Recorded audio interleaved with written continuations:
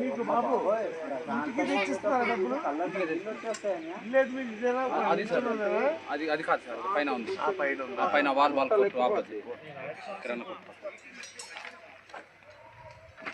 నీ బండి ఎదురా.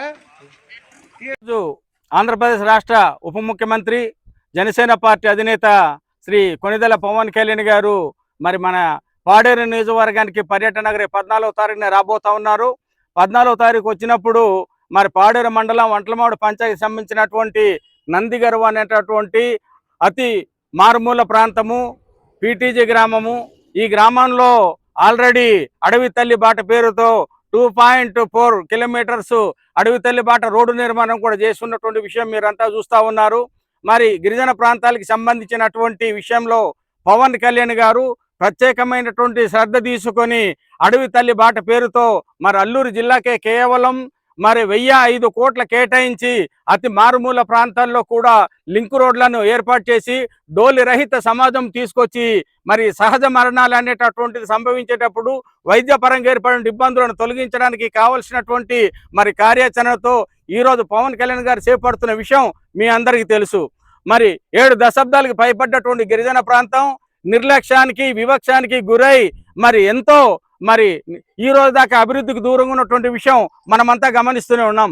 ఇన్ని దశాబ్దాల తర్వాత కూడా మరి రోడ్లు లేక డోలి మోతలతో ప్రాణాలు అర్పిస్తున్నటువంటి మరి అనేక సందర్భాలు మనం చూసాం.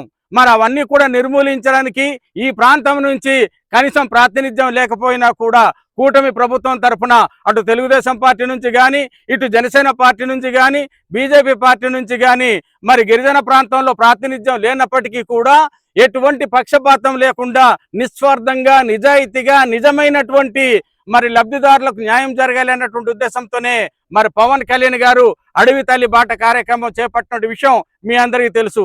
దాంట్లో భాగంగానే 14వ తారీఖు జనసేన పార్టీకి అతి పవిత్రమైనటువంటి రోజు, చాలా విలువైనటువంటి రోజు. ఎందుకంటే జనసేన పార్టీ ఆవిర్భావం కూడా 14వ తారీఖునే మార్చి 14నే జరుగుతున్నది కాబట్టి అటువంటి ఆవిర్భావ దినోత్సవాన్ని కూడా మరి ఆయన మరి పోస్ట్ పోన్ చేసుకొని అతి మారుమూల గ్రామం, చిన్న గ్రామం, పీటీజీ గ్రామం అయినటువంటి ఈ వంటలమాడు పంచాయతీకి సంబంధించినటువంటి నందిగారు గ్రామానికి ఆయన వస్తున్నారంటేనే గిరిజన ప్రాంతం మీద కానీ గిరిజన ప్రజల మీద కానీ ఆదివాసీ సమాజం పట్ల కానీ పవన్ కళ్యాణ్కు ఉన్నటువంటి ఏ రకమైనటువంటి సేవాభావం ఉందో, ఏ రకమైనటువంటి మరి ఆయనకు ఉన్నటువంటి మరి సేవా కార్యక్రమాల్లో భాగంగా జరుగుతున్న కార్యక్రమాల్లో భాగంగానే కాకుండా ఆయనకున్న సామాజిక స్పృహ, ఆయనకుండే సామాజిక ఆలోచన విధానం ఈ రోజు మనమంతా కూడా ఎంత మాటలతో చెప్పినా కూడా వర్ణించలేనటువంటి మరి అభివృద్ధి కార్యక్రమాలు గిరిజన ప్రాంతంలో జరుగుతుందంటే వాటన్నిటికీ కూడా కర్త కర్మ క్రియ అంతా కూడా తానే నడిపిస్తూ మరి నిధులు లేనటువంటి పరిస్థితుల్లో రాష్ట్రం ఆర్థికంగా అప్పుల ఊబిలో కూరుకుపోయి రాష్ట్రానికి ఆర్థిక పరంగా అనేక ఇబ్బందులు ఉన్నా కూడా ఎక్కడ అభివృద్ధికి మన అంతరాయం లేకుండా ఈ రోజు గిరిజన ప్రాంతంలో జరుగుతున్న రోడ్లే ఒక నిదర్శనంగా మీకు తెలియజేయచ్చు అని చెప్పేసి తెలియజేస్తా ఉన్నాను.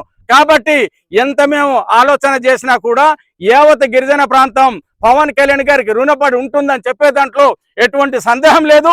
దాంట్లో భాగంగానే రేపు 14వ తారీఖున మొట్టమొదటిసారిగా పవన్ కళ్యాణ్ గారు ఉప ముఖ్యమంత్రి అయిన తర్వాత పాడేరు నియోజకవర్గానికి విచ్చేయడం మా అందరికీ చాలా ఆనందదాయకం.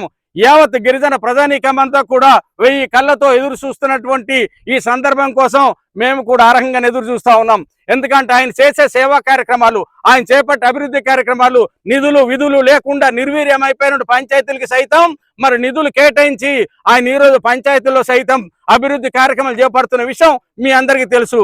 మరి ఆ రకంగా చరిత్ర మనం ఆలోచన చేస్తే స్వతంత్ర భారతదేశ చరిత్రలో ఈ రోజు దాకా ఏ పంచాయతీరాజ్ శాఖ మంత్రి గాని, ఏ ఉప ముఖ్యమంత్రి గాని, ఏ మంత్రి గాని, ఈ ప్రాంతంలో పుట్టి పెరిగినటువంటి వాళ్ళు ఎమ్మెల్యేలుగా పనిచేసిన వాళ్ళు గాని, మంత్రులుగా పనిచేసిన వాళ్ళు గాని ఎవరు చేయలేనన్ని కార్యక్రమాలు ఈ రోజు పవన్ కళ్యాణ్ గారు చేస్తున్న విషయాన్ని ఈ సందర్భంగా మనం గుర్తు చేసుకోవాల్సిన అవసరం ఉన్నది.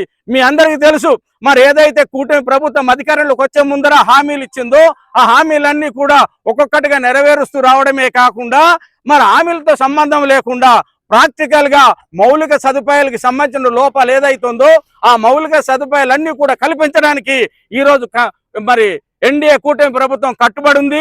దాంట్లో భాగంగానే మరి ఈ రోజు అడవి తల్లి బాట పేరుతో అన్ని గ్రామాలకి రోడ్ల నిర్మాణం చేస్తా ఉన్నాము. ఇది ఇంకా కొనసాగింపు జరుగుతుంది. ఇంకా కొన్ని గ్రామాలకి కూడా కల్పించాల్సిన అవసరం ఉంది. వాటిని కూడా మేము గుర్తిస్తా ఉన్నాము. ఖచ్చితంగా వాటన్నిటికీ కూడా అడవి తల్లి బాట పేరుతో రోడ్ల నిర్మాణం జరుగుతుంది. మిగతా అభివృద్ధి కార్యక్రమాలు జరుగుతుంది. మౌలిక సదుపాయాలు కల్పించడానికి ఎన్డీఏ కూటమి కట్టుబడి ఉంది. దాంట్లో భాగంగా మేము కల్పిస్తున్నటువంటి ఈ సదుపాయాలు